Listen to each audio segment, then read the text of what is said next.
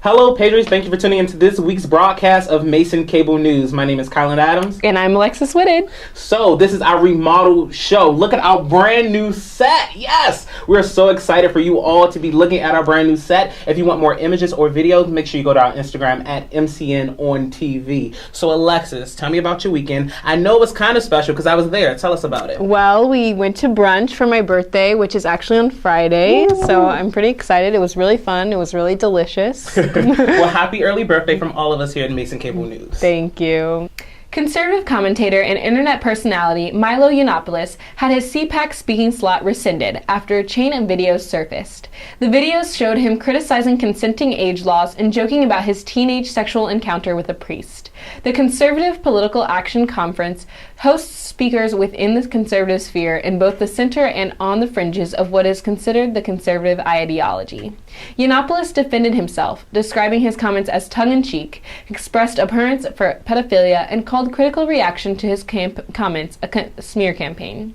Along with his rescinded speaking invitation at CPAC, Simon & Schuster has terminated its plans to publish Yiannopoulos' book, which was set to be released June 2017. As of late yesterday afternoon, he also resigned from Breitbart News, where he was the senior editor. During the campaign, he supported Trump and frequently nicknamed Trump Daddy. On July 2016, he was permanently banned from Twitter for what the company cited as inciting or engaging in the targeted abuse of harassment of others. Yiannopoulos has left behind a trail of controversy and protests in his tracks, seen at multiple University of California schools and college campuses around the nation. Yiannopoulos also spoke at George Mason University in the JC Cinema last fall on his speaking tour. In an article by Christopher Mill of the New York Times, 277 students face harsh news when Ivy League school Columbia University sent out accidental acceptance emails. An applicant got an email last Wednesday saying the School of Public Health was delighted to welcome her to the university. "I couldn't even control my body," she said. "My teeth even started shattering. I didn't even know that could happen." She then received another email about 75 minutes later informing her that the email sent prior had been sent in error. Last year, Carnegie Mellon University emailed about 800 applicants' acceptance letters to a graduate computer science program, only to email them again later and rescind the acceptance. Similar episodes have happened at Tulane and Fordham universities. Columbia University attributed the mistake to human error, but did not elaborate. Vice Dean for Education, Julie Cornfield, said the university was working to strengthen their internal procedures to ensure a similar incident wouldn't occur again. On Saturday, February 18th, the Mr. and Miss Black GMU Scholarship Pageant occurred in the Hub Ballroom. It was founded by the Zeta Omicron chapter of Zeta Phi Beta Sorority Incorporated alongside Omicron Rho chapter of Delta Sigma Theta Sorority Incorporated and many other organizations on Mason's campus to help engage and encourage the Black community at Mason. Here's Madeline Powell and Bria Lloyd with more of the story. Hey Patriots, my name is Madeline Powell reporting for MCN. Here I'm outside the Hub covering the Mr. and Miss Black GMU pageant. The Mr. and Miss Black GMU Scholarship Pageant was created to identify a female and male leader in the Black community at GMU and assist them in developing their leadership abilities by providing them with funding and support to serve both the Black community and the Mason community at large. The pageant consisted of each contestant delivering a proposal of what they could do to strengthen GMU's Black community. They also had to perform a talent and answer a question. For the 2017-2018 school year, Mr. Black is Javon Jennings and Miss Black is Brianna Turner. The first runner-ups were Jaquan Jennings and MCN's own Kira White. The other contestants were Amber Egodan, Alex James, and Trey Mar Pringle. When I was a sophomore, my best friend Jordan did it, and then I was like, there's so much that can be done and there's so much that needs to be carried out with this pageant that I feel like I can take on that role. The gift that God gave me in coordinating events and, just seeing things through from start to finish, that's really helped me out. And then seeing the contestants grow and seeing myself grow, that has been so rewarding. A wonderful experience from beginning to end. I got to be a part of so many conversations and sit on planning committees, help influence and facilitate programming, build all these wonderful relationships, push my initiative, come up with new ideas with other student leaders, and it has been an amazing opportunity. Honestly, right now, I'm just taking it all in. I'm really excited, and it's amazing seeing hard work pay off, and it was a wonderful experience just meeting everyone from the other contestants to potential people I'll be working with. So right now, it hasn't necessarily sank in yet, but I'm excited for the ride. Last Monday, a crowd gathered in the Johnson Center Cinema for a screening of the movie 13th. The name of the movie derives from the 13th Amendment to the Constitution, which ended slavery in the United States.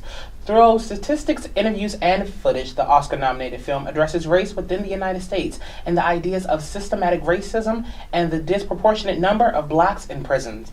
The event was put on by the Film and Video Studies program and had Film and Video Studies' own professor, Hans Charles, as co-director of photography for the film. He went and spoke on his experiences.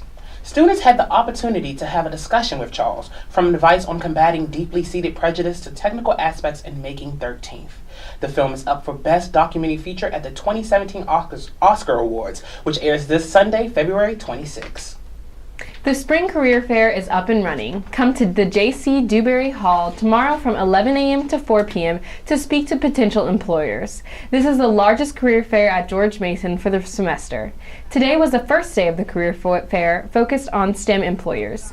Tomorrow will be the second and final day of the fair, which features companies involved in public service and non-STEM related careers.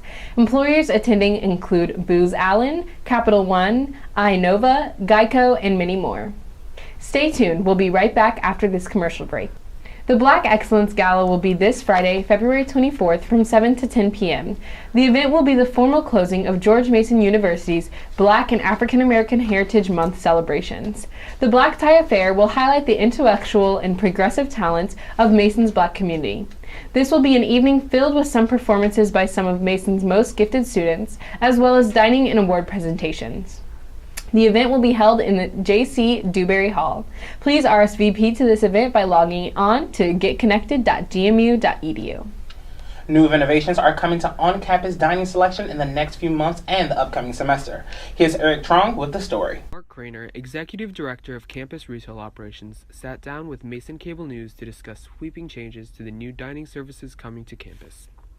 We will be shutting down the dining services on the main floor of the Johnson Center to start a renovation program. We are going to go in and redo all of the infrastructure work behind the scenes and everything, so it's going to take us all of four and a half months to do that. Starting March 10th, those locations will shut. We have been working downstairs to build a space across from the Starbucks. Indorama and Red Hot and Blue will move down there over spring break.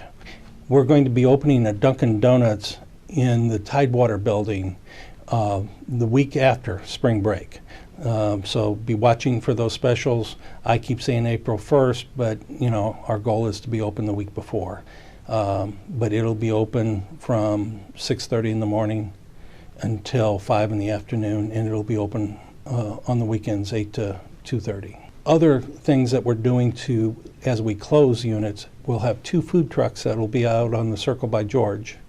One will be a Steak and Shake food truck, and one will be the Hungry Patriot, a food truck for this campus. We purchased a truck that will be used for concessions over in athletics areas, plus around campus. They will be out there from 11 until 2, and then they have to go restock and come back at 4 and be open till 7. The trucks will be able to take Mason money, the Freedom Funds, the bonus, and the like, so they'll have that access to those. But Panera will be open, Freshens will be open, the convenience store is there. For the last few weeks of the semester, it may be a little painful, but the long run, we open up fall with a brand new lineup. That lineup will be Star Ginger with an expanded menu. We will have Steak and Shake as the hamburger location. They will have their shakes and malts to go with that.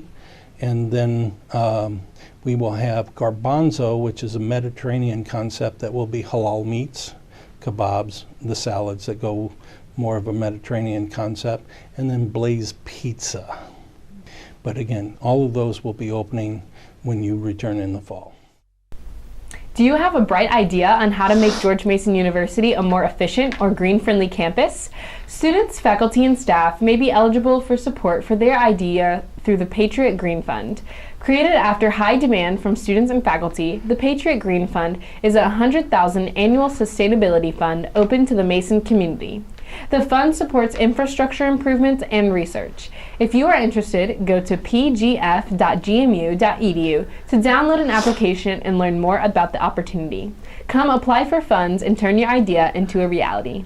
Come join Mason Cable Network next Wednesday, March 1st from noon until 3 p.m. in fundraising at the Merton Hall Panda Express. We will be handing out flyers outside of Merton Hall that could be given to the Panda Express cashier.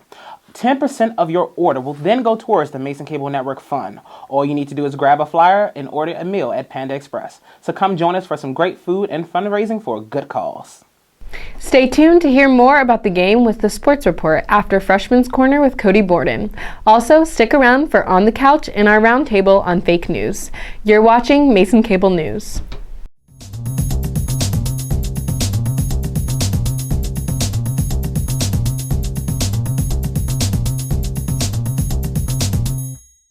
Good evening, everyone, and welcome to this week's segment of Freshman's Corner. I'm your host, Cody Borden. As everyone knows, February is Black History Month, so for this week's segment of Freshman's Corner, we decided to do something a little bit different, and we're doing Black History Month trivia. First question. In what city did Rosa Parks not give up her seat on the bus? Is it A, Jackson, Mississippi, B, Montgomery, Alabama, or C, Little Rock, Arkansas? B, Montgomery, Alabama. I think Little Rock. No, it was Montgomery, Alabama. There was something else in there was a demonstration of some kind in Little Rock. B. Which of the following were campaign slogans for Barack Obama? A, forward, B, yes we can, C, hope, or D, all of the above? I know yes we can was one of them. I'm just gonna go with B. D, all of the above. Very good. Yay! All of the above. I know yes we can was one of them. Yeah, okay. And question 3. What war did the Tuskegee Airmen fight in? World War II. World War II. World War II. And now we're going to do a face recognition test. All right, who is this person? Rosa Parks. Ben Carson. Good job. Malcolm X. And who's this? Harriet Tubman. Angela Davis. That's the Michelle Obama. The Michelle Obama. She's legendary. That'll do it for this week's segment of Freshman's Corner. The freshmen seem to know a lot more than they thought about Black history. Tune in next week for the next segment of Freshman's Corner. Congratulations to the men's track and field for winning the A10 Indoor Championship for the first time. After finishing second to Rhode Island the last 3 years, the Mason men totaled 214 points, the most since 2009. The Patriots claimed 10 gold medals and 18 total with 4 silver and 4 bronze. John Seals was named the most outstanding field performer. Freshman Tyler Benson, the most outstanding rookie performer, and Mason head coach Andrew Gerard won Men's Coach of the Year honors for the second straight year. The women's track and field team represented well, finishing second with 107 points and winning 7 medals, 2 being gold. VCU earned the women's team championship with 126 points. The baseball team opened up their season this past weekend in Wilmington, North Carolina. The men went 2-1, starting off with a loss against University of North Carolina Wilmington, but going on to defeat Appalachian State University and Virginia Military Institute. The win earned against VMI being the most prominent with a score of 21-1. The team collected 17 hits, including 4 home runs. 9 players had at least 1 hit for the Patriots, with 6 players recording a multi-hit game. The Patriots are back in action on February 24th to face West Virginia in the first game of the Caraval Resort Tournament in Myrtle Beach, South Carolina. Good luck. The men's volleyball team fell to Princeton the other night 3-1. Mason now has a record of 5-7 and 2-3 in the EIVA. Junior setter Brian Negron and sophomore Justin Coleman split playing time on Saturday and combined for 41 of Mason's 46 assists on the night.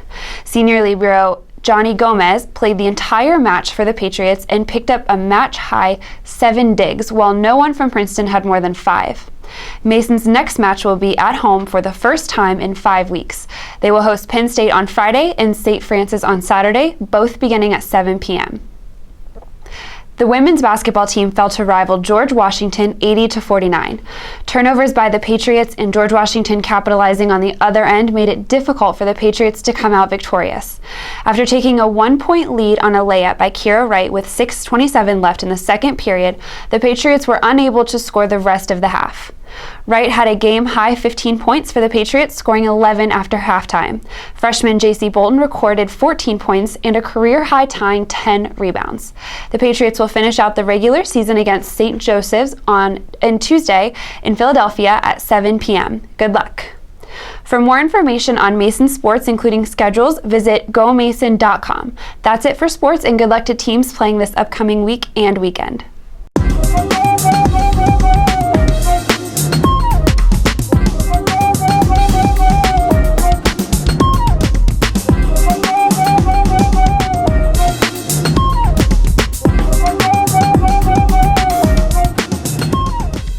Hello, Mason Nation.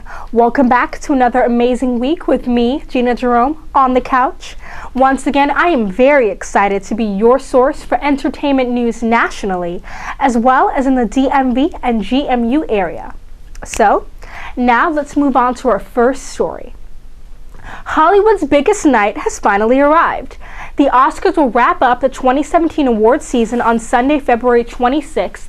Hosted by Jimmy Kimmel, the show kicks off live on ABC with a 7 p.m. Eastern Time pre-show and 8:30 p.m. ceremony.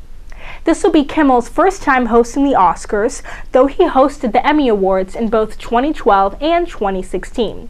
The Oscars aren't as performance-heavy as, say, the Grammys, but plenty of music's brightest will be on hand to make the night a memorable one, including Justin Timberlake, John Legend, Sting, and Lin-Manuel Miranda, are just a few of the familiar faces that will make sure the Oscars hit all the high notes. I'll definitely be watching. Will you? On Mason News, the Mark Morris Dance Group is the preeminent modern dance company of our time. Acclaimed for its grace, power, and confidence, the gifted dancers enchant both audiences and critics alike. Morris's choreographic genius radiates beauty and gifted intellect. His choreography is performed to live music performed by the MMDJ Music Ensemble and explores the relationship between movement, expression, and music. Morris is hailed as the most life-enhancing musical choreographer alive by the New York Times. Performances are Friday, February 24th and Saturday, February 27th at 8 p.m. in the Center for the Arts Concert Hall. Like always, 2 free student tickets are available with a valid Mason ID. Well, Mason, we are almost done with midterms and spring break is in 3 weeks. So get excited, and this has been great bringing you some infotainment, my fellow patriots. Once again, this has been Gina Jerome, right here with you back on the couch. See you next week, Mason Nation, and don't forget to follow me on Instagram at Gina Juju and tweet me at Najina_J. Bye, Mason. Fake news has been a contentious subject since the beginning of the election. Websites on both sides of the spectrum have surfaced on the internet, spreading misinformation and news. Additionally, there have been a rise of high-partisan websites demonizing the other side for their beliefs. These tend to tell half-truths and undercut personal weakness. In a day and age when the media is under so much heat and has an approval rating lower than that of Congress at 11%, how do you ensure that you have reliable information? Do you think fake news should be held accountable, and how so?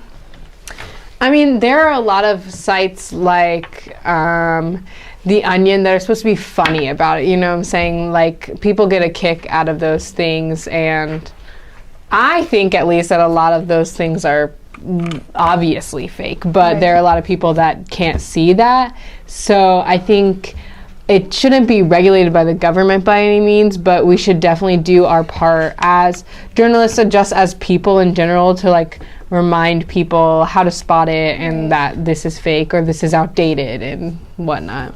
Yeah, I agree with you. I don't believe that the government should have control over the media. I think that was the point of, free speech, for the media to be able to report on things. I think we as a nation have to be more informed so we know what we're reading, whether this is this is real or whether this is satire. However, I think the media is important, and I think differentiating between what is fake news and between what is real news and what is actually investigating and reporting. And when we were able to understand that as people, we'll be better. But I don't believe that the government should have any hand in that. What about you, Lexi? Right. I think it comes from the top. So the fact checking is very important. I think that comes from the top. There should be sources. I also believe that President Trump should worry more about policies that he wants to implement to make the country great, rather than picking at the media, because they are there for a good reason, and they're trying their best. Is what I see. So spotting fake news has gradually become more difficult. Here are some tips from the International Federation of Library Associations and Institutions to assist you in finding the most credible source. Some tips to keep in mind are always to consider the source and how credible it has been in the past. Also ensure it isn't a satirical site such as The Onion, which normally can take seriously without looking into it. Make sure the date is relevant for the information given. And finally, check for biases and ensure that supporting sources are credible. Well, thank you for tuning in for our first broadcast of our remodeled show, Patriots. Be sure to follow us on Facebook and Twitter at Mason Cable News and subscribe to our YouTube channel at Mason Cable Network to keep up with the latest news on and off campus. With that, I'm Alexis Whitted. I'm Kylan Adams. And I'm Lexi Hodgson. See you all next week.